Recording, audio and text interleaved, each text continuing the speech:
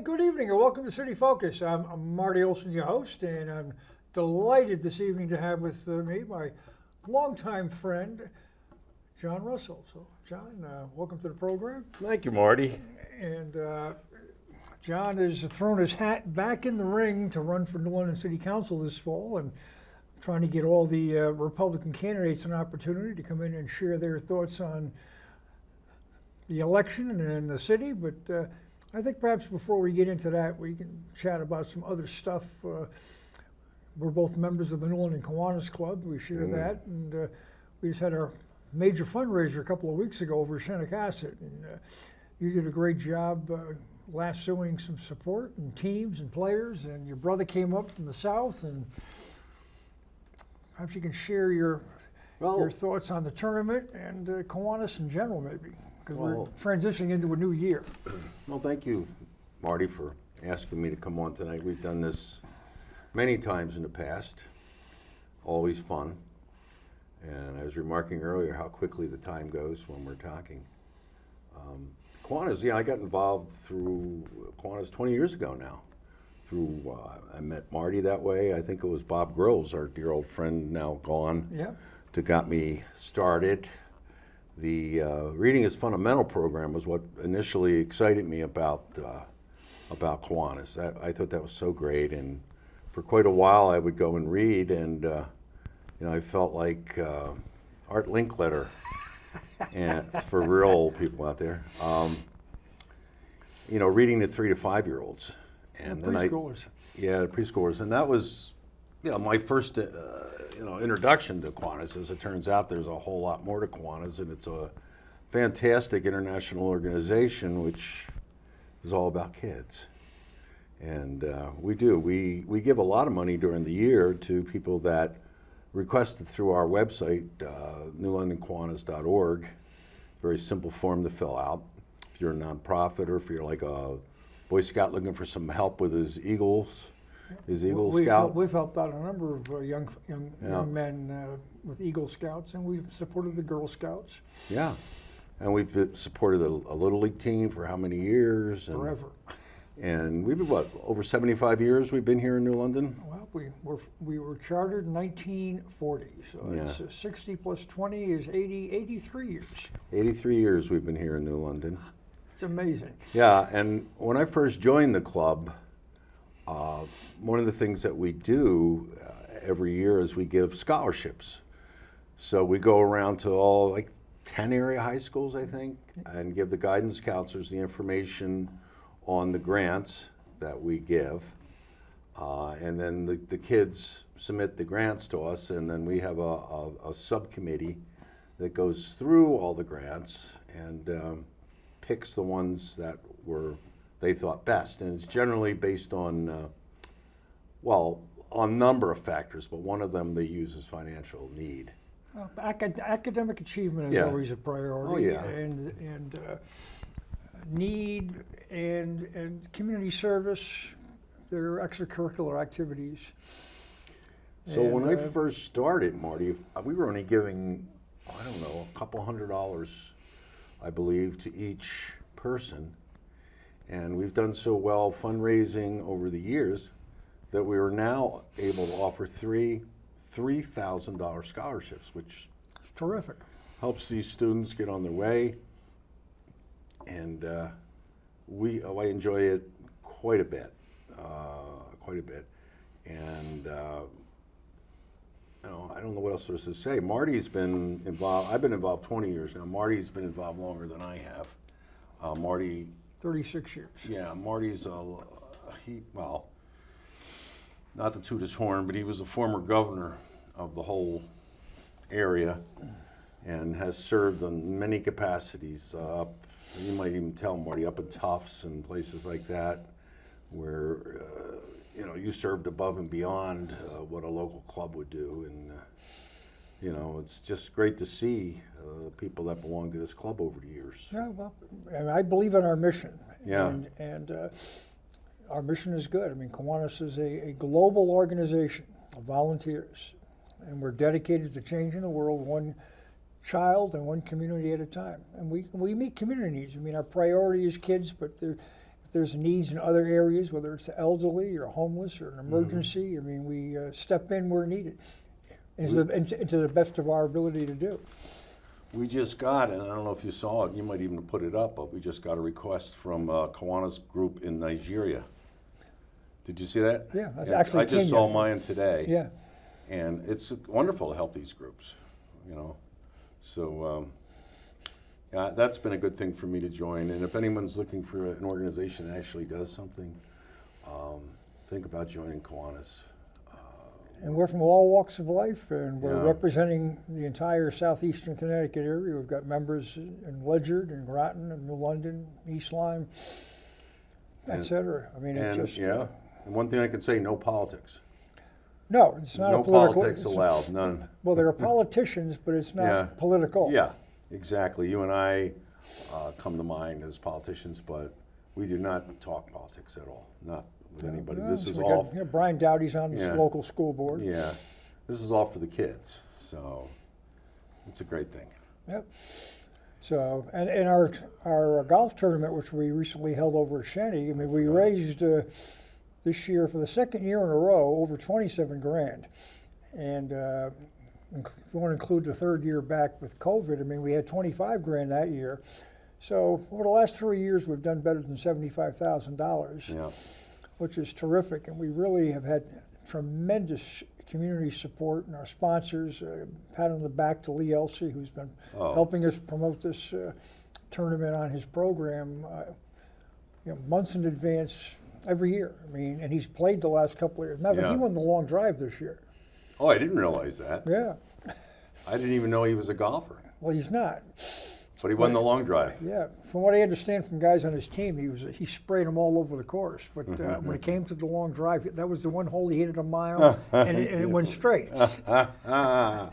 And his team won. I mean, he played with the guys from Joshua Limousine, and Did they've he been play terrific. with Bob Stefanowski? Yes. Yeah, I ran into Bob after the tournament. He was leaving, and I'd met him a couple of times when he was running last, so I knew who he was, and he was really pleasant to talk to. I had a nice little chat with him. Everybody loves that tournament too. It's just, I had somebody come up to me today out of the blue and just tell me it's the best tournament he plays in. He just likes it. Yeah. Well, we get a lot of repeat people. I mean, Yeah. it's sponsors as well as participants, players. And of course, yours truly and yourself we're two of the best players out there. Well, as I say, the only reason I play is because it's the best ball tournament, and I can't go too wrong. You and me both. I mean, you hit a good shot, it's great, and if you top it, you pick it up and, Yeah. and you bring it Can't up go to say, the. somebody else bail me out here.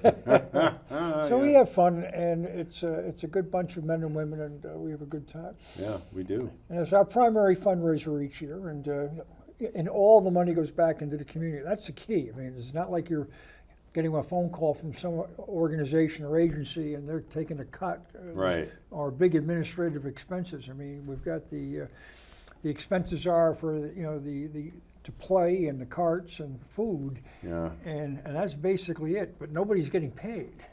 Yeah, and I really like that. I remember back when I was running the Homeless to Hopeful dances. Yes. Nobody got paid. It was 100% of the money we took in, which didn't go to paying for Ocean Beach Park or the food or this or that. The band actually went to services. And, I don't know about you, but I'm getting calls all the time for this group, that group, asking me for money. But the thing is, what I learned years ago was those people are being paid to make those calls. And people higher up are getting, big salaries. But this, it's real grassroots, and it's right to where it belongs. I agree. So if anybody's interested in becoming a member of the club, we meet twice a month. Starting this month in particular, we'll be getting back to a more normal schedule, the first and third Thursday of the month, lunchtime, and we'll be at Philomena's over on Boston Post Road in Waterford. And one of the benefits of being at that facility is he's got a private room where we can have our meeting, have our guest speakers, and we're not competing with the dining room clientele. Yeah, that's always important. I mean, I can remember years ago when we had them at Lighthouse Inn, that was just wonderful. Yeah. Beautiful spot, but that's what happens. Yeah. Well, I know that we've had issues many years ago when we were meeting at Timothy's, Tim Grill's place. It was occasionally he'd have us put us out in the dining room, and it made it very, very challenging to try to have somebody be a guest speaker and conduct a formal meeting when you've got a room full of regular patrons. You mind if I just throw a plug in? Absolutely. So once a month, we gather on a social level, as many people from the club at once to come. We pick different restaurants all over. And last month I asked, could I pick one? And they allowed me to pick one. So I picked the Bayou, right in New London, owned by Brian Brother, right on the circle as you go to EB there. And the intersection of Shaw and Willits. Yeah, and we had, 10 people showed up, if I remember correctly. And I think a number of them were a little apprehensive.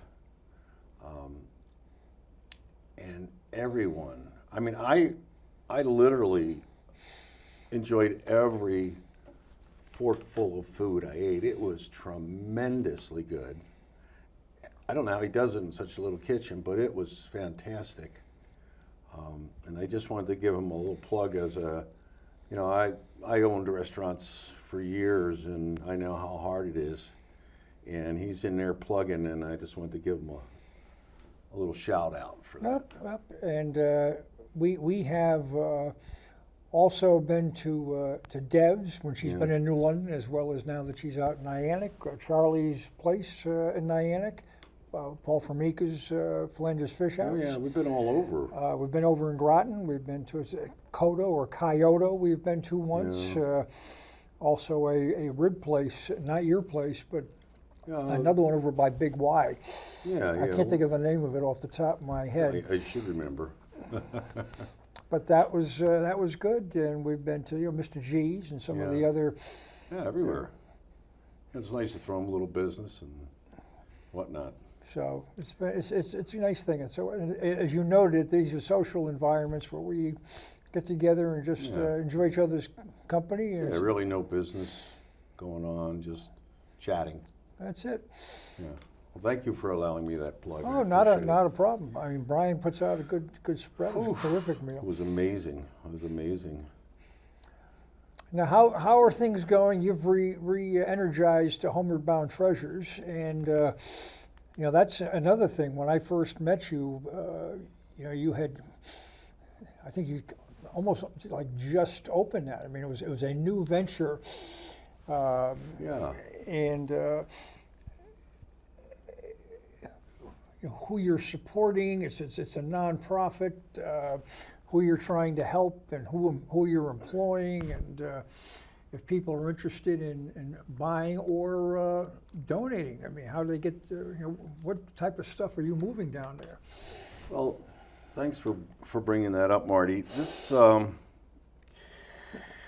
This store has been a wonderful thing for the whole community. It's a very grassroots. It's something I conceived and started over 15 years ago.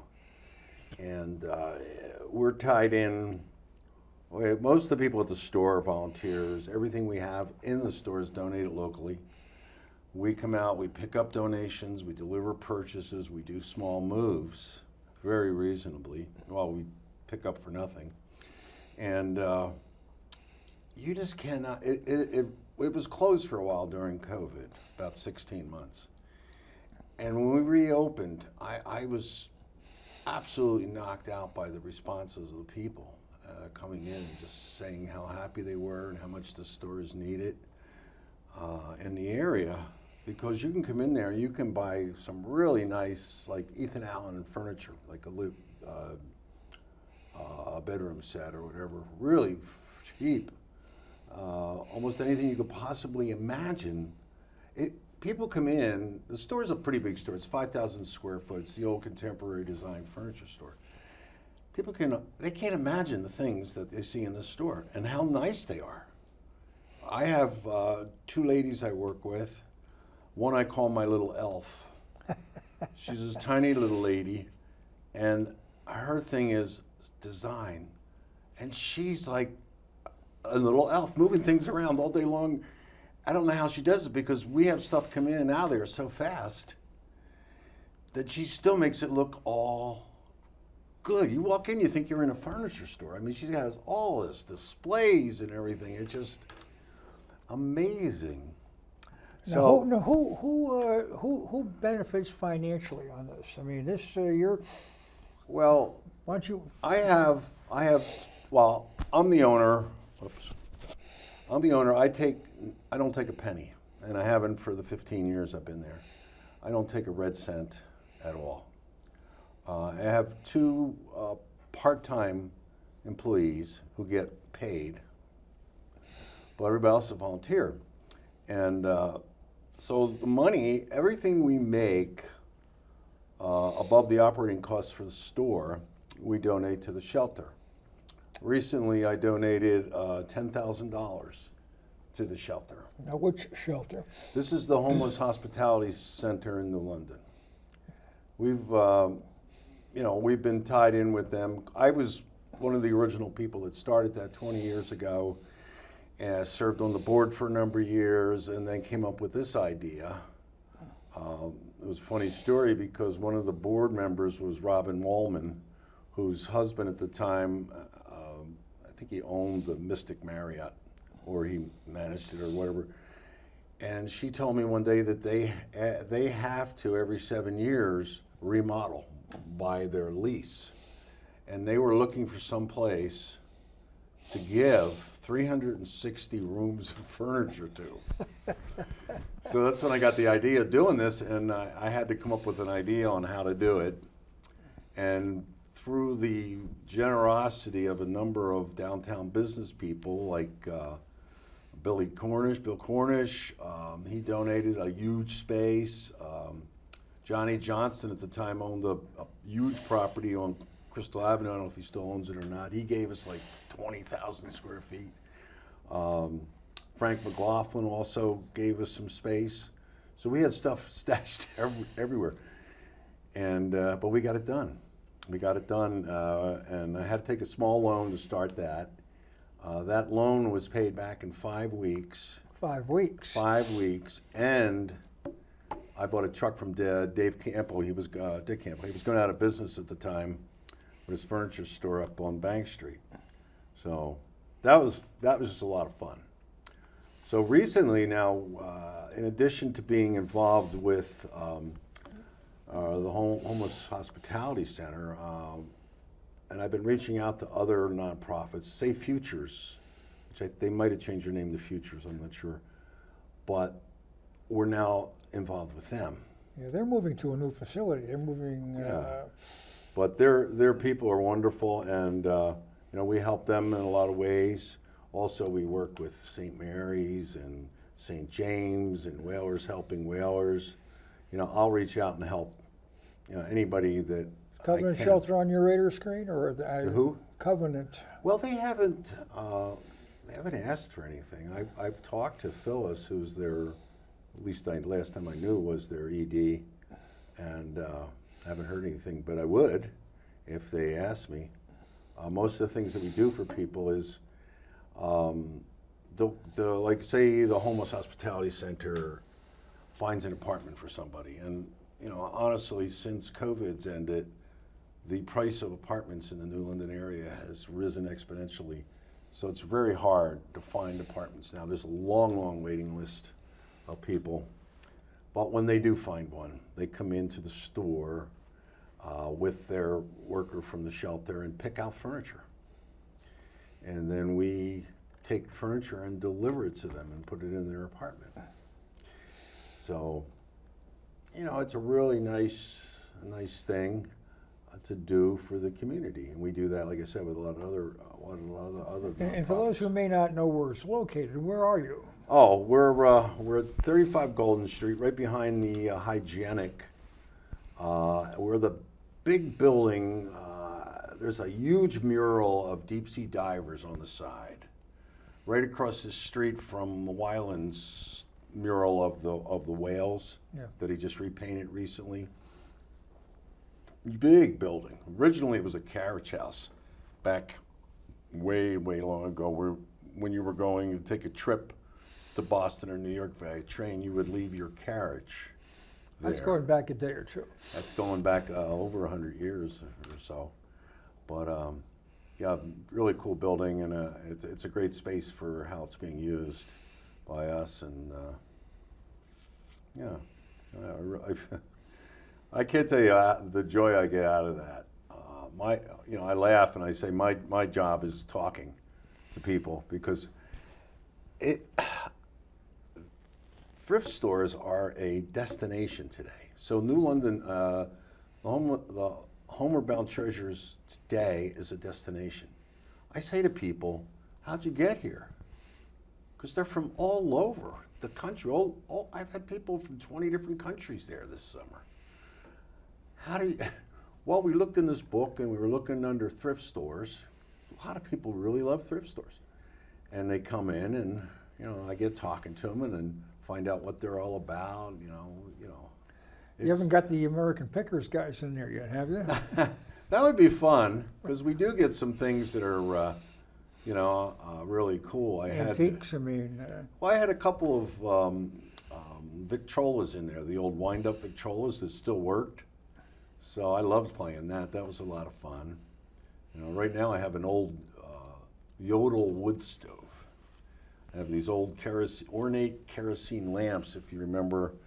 They were about that high and rounded, and just a bunch of really cool things. One of the fun things I have in there, in the 50s, you might remember the ladies' exercise regime would include this machine that they stood on, right? They wrapped a belt around their waist, hit the button, and it would shake like this. I got one of those in the store. It's just fun to see, and a lot of people want to get on it and ride it. And So do you use that? boy, I'll tell you, that could shake anything out of you. Those things, they really go. But it's just a lot of fun, and it's a really very relaxed environment in there, and there's no pressure. I get calls all day long from people wanting to donate things because they're happy they found a place that they don't, so they don't have to throw their belongings away. So in a way, it's kind of giving this furniture a second life too, just like it is giving to the people who are getting their apartments. And you're still also working with some of the local motel hotels. They've got to turn their stuff over as well, right? Yeah. Generally, the Mystic Marriott was the first one. Generally, the other ones, the stuff wasn't too good. Isn't worth it? No, just curious. No, but we get calls all the time. Coast Guard called us, and they had bunk beds, which was real popular because there's a lot of small apartments in New London, and a lot of families have several children, and you get one little 8 by 10 bedroom. If you can put a bunk bed in it, then you got 2 kids, and it's better that way. But it's a good thing. It really is, and I recommend, if no one's been down there, just come down to see it. You'll get the vibe as soon as you walk in the front door. Yeah. It's really cool. Now you working downtown, you've been down there for a couple of decades. Oh yeah.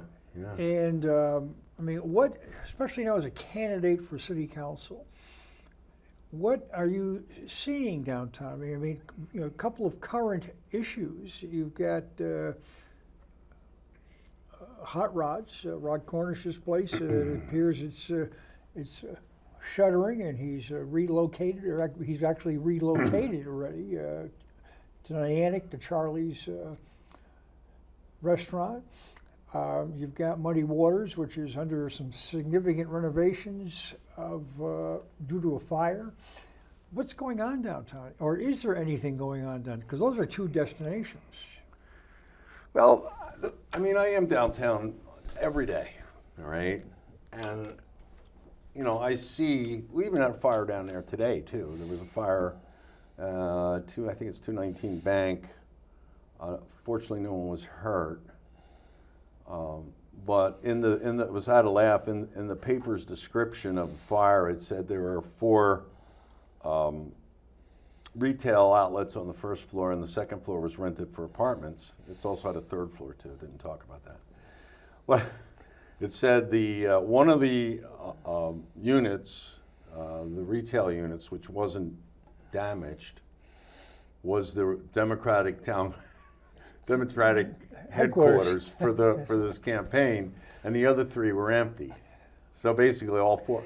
And that's the thing downtown. If you look, I don't know, we got like 200 empty storefronts. It's insane. It's kind of nice that they're bringing all this apartment development into the area, into New London. But I really kind of believe that doesn't have a lot to do with what New London's offering. It has a lot to do with the work at EB and the contracts that they've been landing. Because if you look at these apartments, and I've visited a number of them, like right now the Beam is $2,750 for a 2-bedroom apartment. That's a lot of money, plus utilities. That's a lot of money. Now, people I know, the people I work with most days in my store, they can't afford that. Well, yeah, I mean, New Londoners, it's out of reach. And that's all well and good. It's great they're coming in, but the downtown's dead. The two places that you mentioned, Muddy Waters and Broads, were two of the busiest. Well, the third busiest might be Social. They're pretty busy too, and they do a great job. I'm really happy for them. And these are all food and beverage establishments. yeah, They're not, the Social does a lot of music. They do a lot of music. And downtown is full on Friday and Saturday night. That's great. But what I see a city that has a perception problem. This is what I see. Now, I worked for years for an engineering firm. And back then, I hate to say, most of the engineers were men. And I would invite them into New London, and they told me their wives would not come to New London. They were just afraid. So the perception is New London's not safe. New London's not clean. That New London's not a place to go. Now, I've disproved that to a number of people by actually taking them downtown, and they were very surprised. What we need to do is disprove that on a larger level. We need to get, New London is a $100 million business. That's our budget. Exactly. Maybe a little more than. We need to spend, I should say, money on PR. We spend very little money, less than 0.1%, I believe, on PR. We have, I'm downtown, I got my ear to the ground, I'm always looking, always paying attention to what's going on, and I can't tell you how many times someone has come into my store and said, hey, what's going on? There's a parade. I don't know. I have to go out, go over to the parade, figure out what it is. That shouldn't be. That shouldn't be at all. And, so New London's got to work on that perception. I really believe that, you look at the waterfront, all right? I'm down that waterfront every day. I go down there with my dog in the morning, then drink my coffee, watch the boats come and go, watch the people walking their dogs. What I don't see? Boats at the moorings. Now, when you and I were on the council, we spent a lot of money to put those moorings in. Yep. We've taken half of them out since then. I think we started with 40. We got maybe 20 now. Nobody on them. The one weekend you see them is Sailfest. And that's it. And that's it. And I'm not a boater. Neither one. Well, I have a boat, but I don't get out often. But I took guidance regarding that mooring field from, at the time, Councilor Passero, who is a boater. Yeah, big time, yeah. And that this would be a really, really good thing and would make New London a destination point. Mm-hmm. And those folks who sail would come into New London and stay overnight and enjoy what we have to offer. And that has not not occurred. And I can tell you one reason, because they don't know about it. The big sale magazines, the ones that cover all those things, need to have that And they'll information stop in at it. Stonington or Mystic Yes, or Newport yeah. or other ports. Exactly. Saybrook.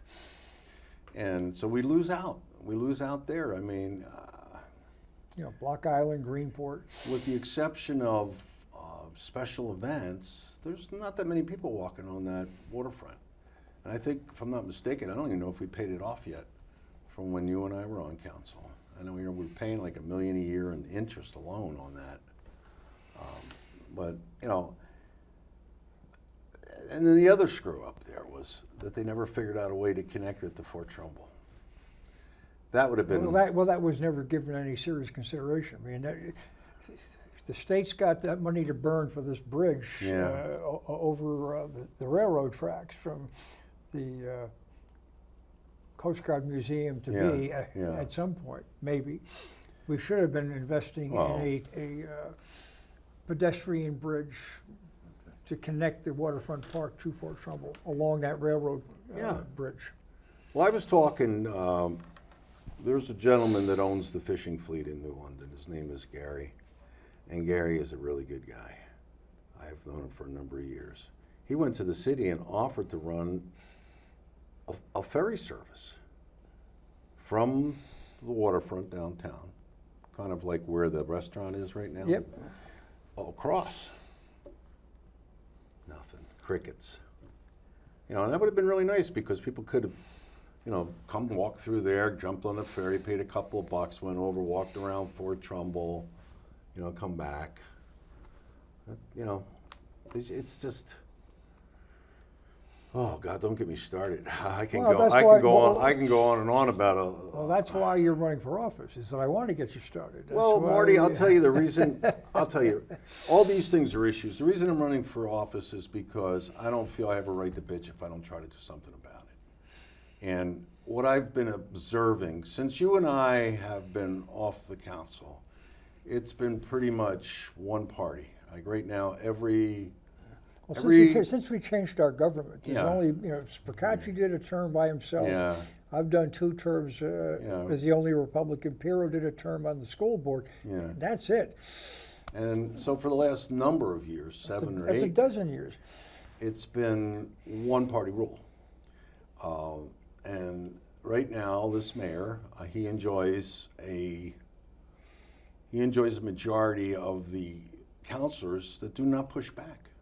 They don't question him very well, with the exception of Mr. Sadi, who does push back. He voted against this 20-year abatement for the properties at Garfield Mills that they just put through. I'm not against abatements. It's needed at sometimes, but we're like, the city right now has opened up its, here, come here, screw us. I'm saying, no, wait a minute. They're going to be building these apartments at the old mill, and they know they're almost guaranteed making their money because everything in New London right now has a long waiting list to get in. All these new apartments. Don't ask me why I couldn't afford it, but it was. I mean, even maybe I would have agreed to an abatement, but I wouldn't agree to a 20-year abatement. It's just too long. I mean, look what Pfizer did. We gave them 10 years, and they bailed in 10 years. That's right. We're lucky as stars that Electric Boat bought in. Oh, you're darn right we are. Because if they hadn't, I mean, that building would be. But I did see today, Ullman made a comment on the day's blogs that they can't do that here at the Garfield Mills because people are going to be living there, and that's true. And I do see some abatement, but not 20 years. It's just too much. I think, what is it? It raises 2.5% a year after there's an initial amount that has to be paid every year, and then it raises 2% a year until it gets to full. That's a long time, Marty. I don't think I'll be here. Bless the good Lord, I might be, but I'm 72 now, so chances are I may not. So,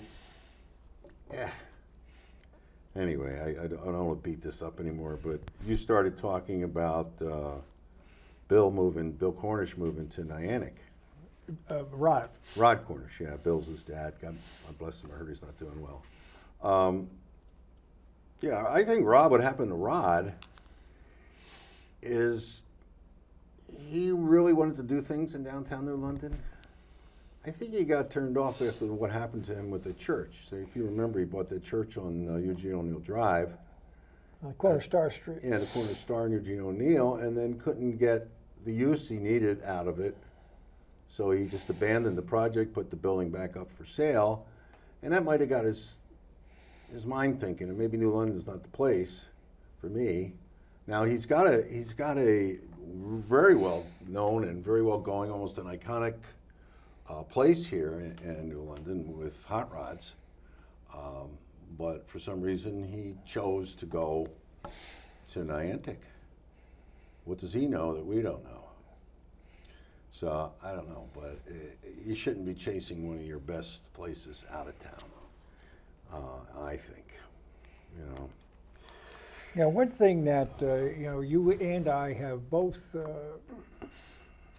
spoken very strongly about regarding New London in general and downtown in particular is the lack of a police presence and public safety.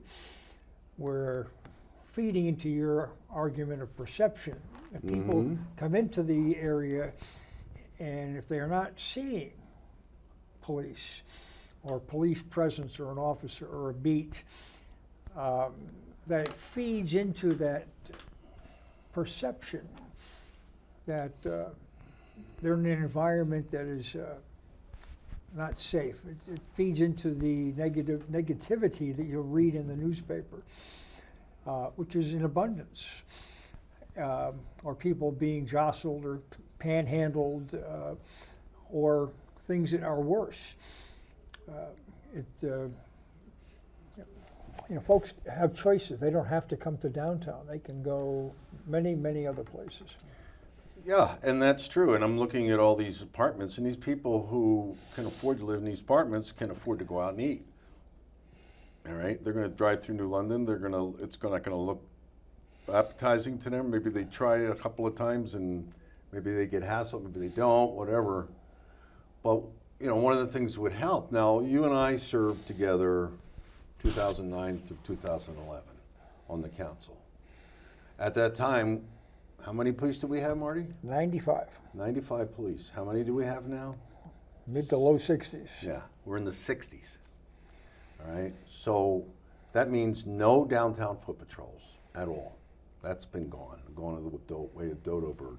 Needs to come back. It definitely needs to come back. That is a great deterrent and a great thing for people to see who are coming from out of town and they see a policeman walking down the street. Fantastic thing to see. We don't have it. Why don't we have it? We don't have enough men to do the job, the different jobs that we have now. So what happens is a lot of these officers are on mandatory overtime. They get called in, they have to come. So a lot of them is standing over holes, I'll admit, which I think we can have a better use of their manpower, but that being as it is, the reality is they are. And they're standing over the holes and then they go an 8-hour shift. So think about it. Here you are, you've put 15 hours in, all right? You're seeing cross-eyed.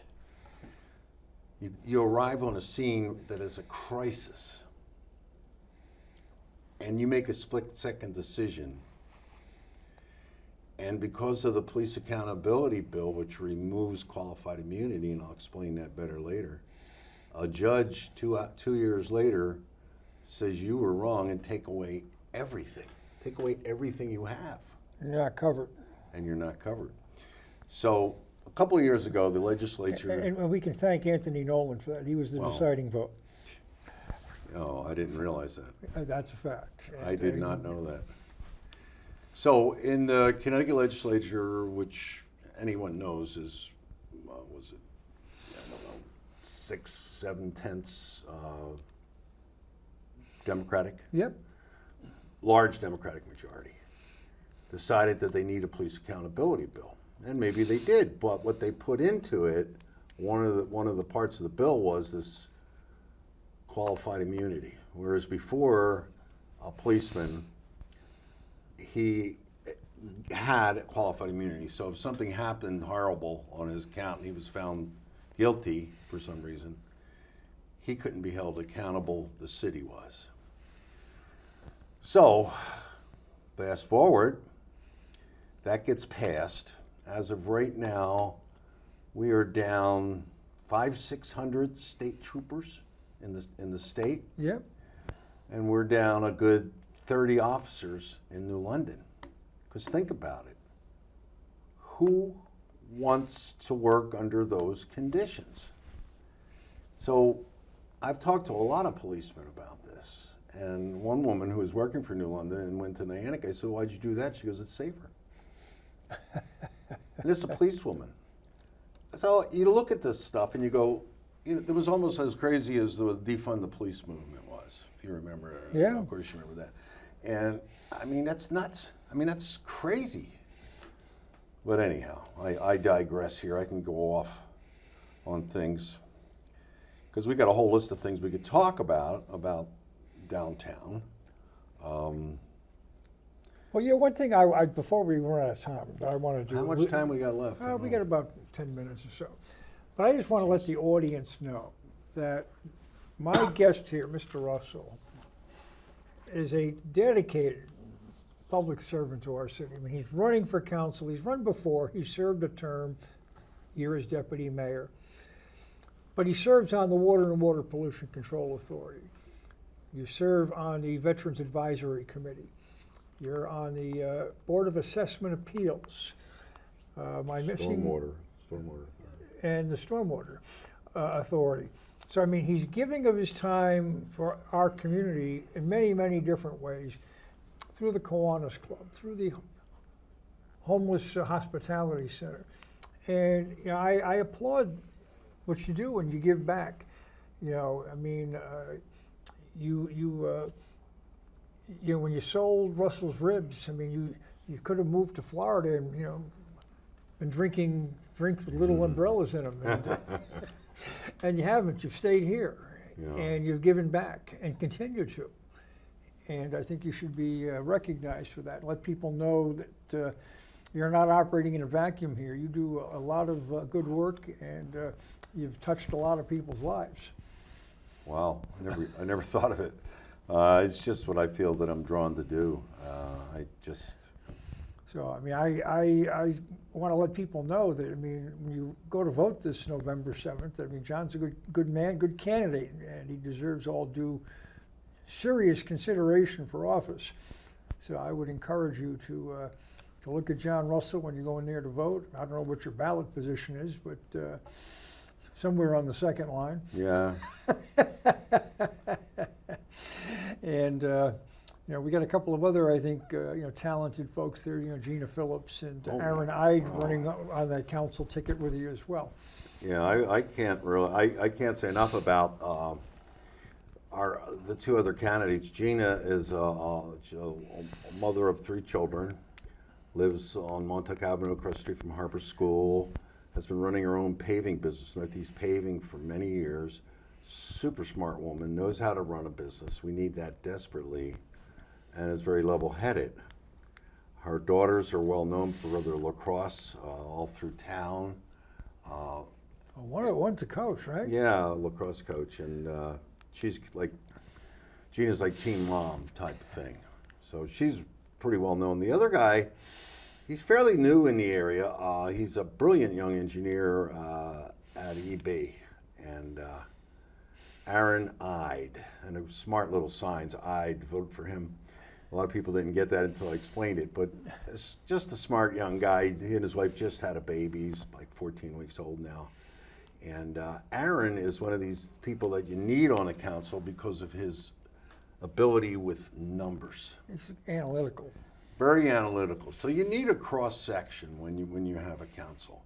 You need a cross-section of people with a cross-section of skills.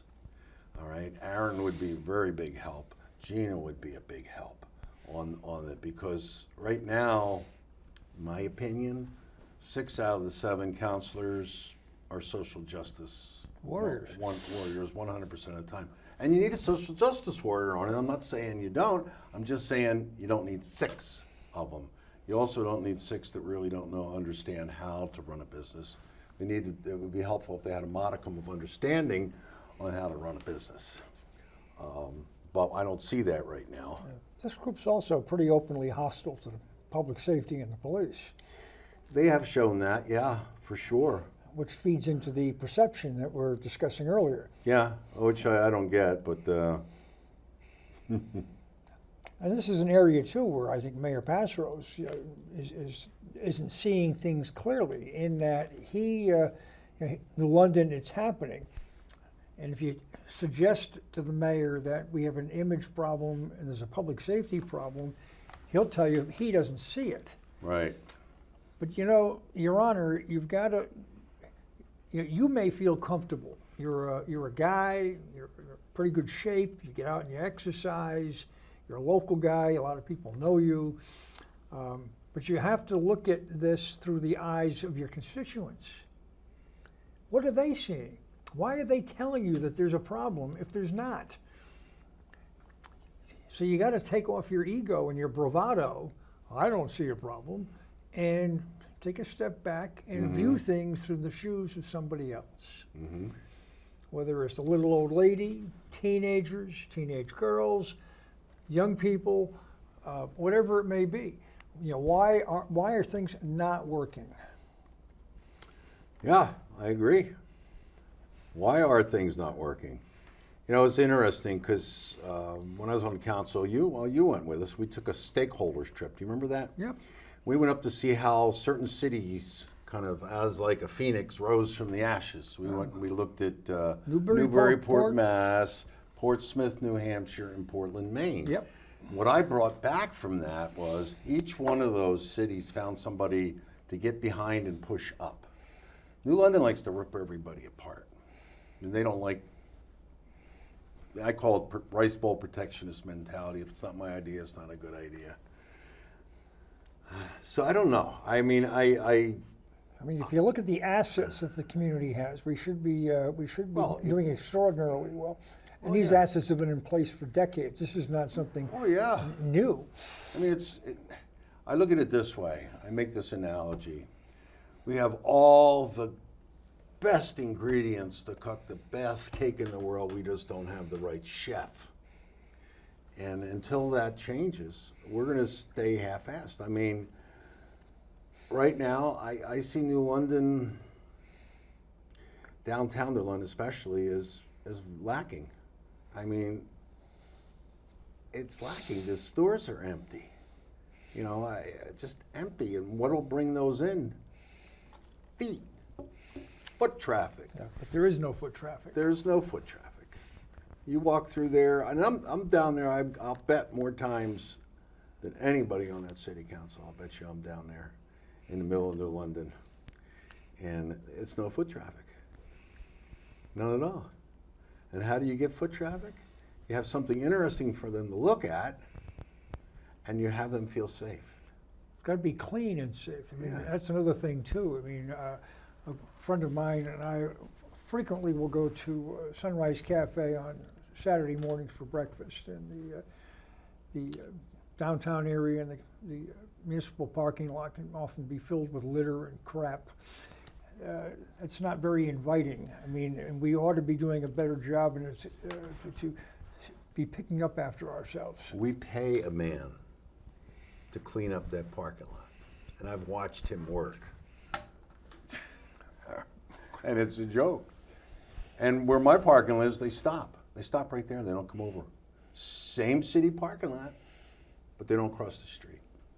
So I don't know. Yeah, but I mean, even emptying garbage pails, and I mean, what you would think would be elementary or basic stuff.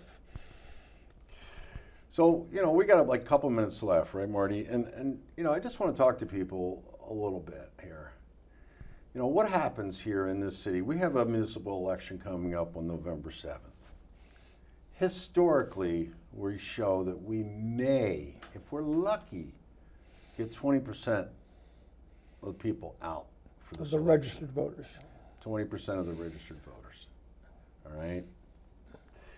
And you ask people why, and they feel like their voices aren't heard. It doesn't matter if they vote or not. It's all going to be the same thing. 1,300 votes elects a city councilor.